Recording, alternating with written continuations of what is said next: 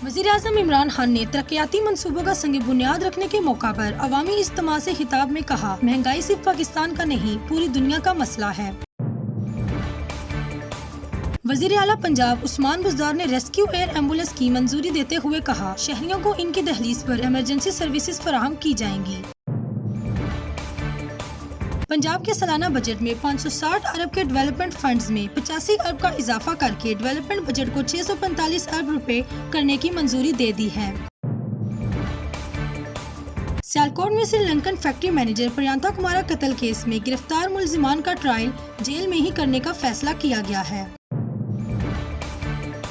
Train Karachi से लाहौर के सफर पर गामजन थी कि अचानक खानपुर रेलवे स्टेशन पर बोगी में मौजूद केमिकल में आग भड़क उठी। ताहम किसी किस्म के जानी नुकसान की कोई इतला नहीं मिली।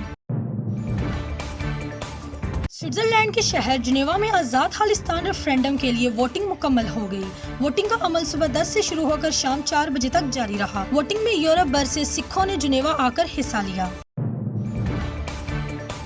चश्मा लगाने वाले अफराद के लिए अच्छी खबर सामने आ गई। अमेरिका ने 15 मिनट में धुंधलेपन से निजात पाने और साफ बिनाई वापस लाने वाली आई ड्रॉप बना ली है, जिसकी food and drug administration FDA ने भी मंजूरी दे दी है।